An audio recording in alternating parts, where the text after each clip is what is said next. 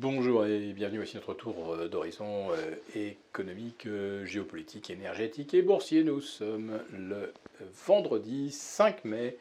Et pour comprendre comment tourne la planète finance, c'est sur la bourse au quotidien et nulle part ailleurs. Et l'épisode du jour s'intitulera Sell in May and Go Away.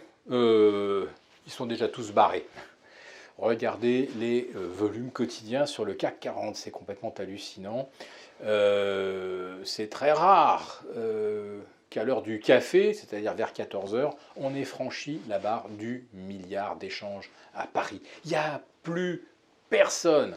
C'est un marché complètement zombie, c'est un marché hologramme. Alors vous avez des carnets d'ordre, mais si d'un seul coup le marché part dans un sens ou dans l'autre, vous voyez immédiatement la contrepartie s'évaporer complètement. C'est un marché donc sans volume, sans liquidité. Alors il ne faut pas s'étonner évidemment que tout le monde privilégie les titans de la cote, ceux qui offrent éventuellement une porte de sortie si les choses tournent mal. Donc on reste toujours à Paris sur les mêmes dossiers, LVMH, Hermès, Sanofi. Alors Total c'est fini, ça a commencé à corriger. Et on peut rajouter Essilor Luxottica. Voilà, les 5 titres que je viens de citer, c'est plus de 38% du CAC 40. Hein, vous réalisez, hein, les valeurs du luxe plus Total et Sanofi, c'est incroyable, une ultra concentration, on ne l'a jamais observé. Sur le marché américain, sur le S&P 500, Microsoft plus Apple, c'est 14% de la capitalisation. Vous rajoutez Amazon et vous rajoutez Google et vous êtes à plus de 20%. 4 titres, 20%. Et bon, vous rajoutez ensuite Tesla, Nvidia et vous êtes à 23 ou 24%. Autrement dit, vous avez pratiquement un tiers de la capitalisation du S&P qui est également concentré sur une dizaine de valeurs. C'est un peu moins même pour le CAC 40. Bon, c'est des situations, franchement, c'est assez inédit. On n'a jamais vu une telle concentration. Ou alors il faut remonter aux années 2000, aller à Helsinki quand Nokia représentait 25% ou 30% de la capitalisation de la bourse. Donc tout ça est quand même assez malsain. Ça veut dire qu'on achète du papier que parce qu'on veut être certain de pouvoir en sortir. Et en plus de ça, vous avez tous entendu parler de cette espèce de formule. Nous vivons depuis le mois d'octobre 2022 ce qu'on appelle une hausse triste, c'est-à-dire une hausse sans le moindre enthousiasme, sans la moindre exubérance naturellement. Une hausse triste parce que vous avez des opérateurs qui sont obligés d'acheter parce qu'il y a de la liquidité, il y a du pognon qui suinte des murs, comme on dit. C'est le pognon qui continue de suinter après les injections de 2020-2021. Donc cet argent, on sort les éponges et puis voilà, on le met quelque part, on le stocke effectivement dans les plus grands dossiers.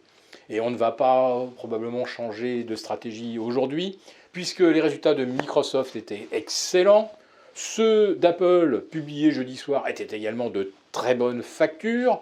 Donc ça baisse effectivement dans le secteur des tablettes et des ordinateurs, mais ça reste très solide dans le secteur des smartphones. Voilà, donc tout le monde est content. Et Apple devrait tirer, je pense, les indices US pour cette séance de vendredi. On attend 2,5% de hausse. Ça devrait suffire pour maintenir le Nasdaq, le S&P et le Dow Jones à flot naturellement. Donc, nous sommes dans des marchés où beaucoup d'opérateurs ont déjà, si j'ose dire, pris leur distance. On fait le minimum vital, c'est-à-dire qu'on alloue les liquidités parce qu'on est obligé de le faire, mais ça fait longtemps qu'il n'y a vraiment plus de vague d'achat. Donc, sell in May, go away, tout le monde est déjà barré. Alors, où va l'argent, quand même, puisqu'on ne le voit pas arriver sur les actions? Il va quand même sur le monétaire, évidemment. Ça rapporte 5,25 maintenant aux États-Unis. Ça rapportera peut-être 3,5% au mois de juin en Europe. Et puis, vous avez également des achats d'or, et ça, incontestablement, Vous avez vu hier l'once venir tutoyer son record historique à 2060-2062. On va dire que là, ça commence à frémir sur l'or. Ne manque plus peut-être que l'étincelle. Et là, je peux vous dire que ça serait quelque chose d'absolument magique. Il y a tellement de positions de vente à découvert sur les contrats à terme sur l'or que vous auriez un énorme squeeze sur tous les vendeurs. Et parmi ces vendeurs, vous avez notamment les banques centrales occidentales. Vous comprenez bien qu'elles ne vont pas laisser l'or s'échapper comme ça du jour au lendemain au-delà de 2060 sans réagir. L'enjeu est évidemment trop important. D'abord, il y a aussi quelque chose sur lequel je voulais attirer votre attention. Si l'or se met à grimper, on verra probablement d'autres matières premières en faire autant. Et le pétrole. Et le pétrole, eh bien, rappelez-vous, c'était dans la nuit de mardi à mercredi. Il y a eu cette espèce de flash crash incroyable. Le baril de WTI a perdu pratiquement 10% en quelques secondes. On est retombé de 68,30 à 63,5.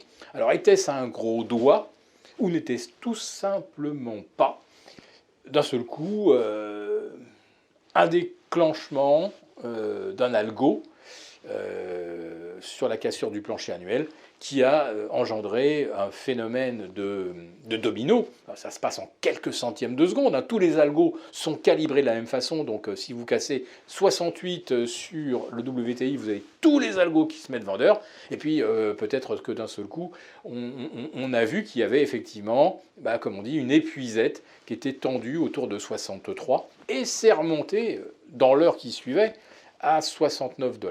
Donc voilà, vous avez un marché, on l'a vu même avec le pétrole, où l'absence de volume peut provoquer à tout moment des mouvements complètement incoercibles, complètement incontrôlables. Je continue et je persiste à penser que la situation aujourd'hui est extrêmement malsaine et extrêmement fragile. Voilà, ça ne m'empêche pas de vous souhaiter quand même un très très bon week-end du 8 mai. Et de vous donner rendez-vous donc mercredi prochain pour notre live avec les abonnés des Affranchis.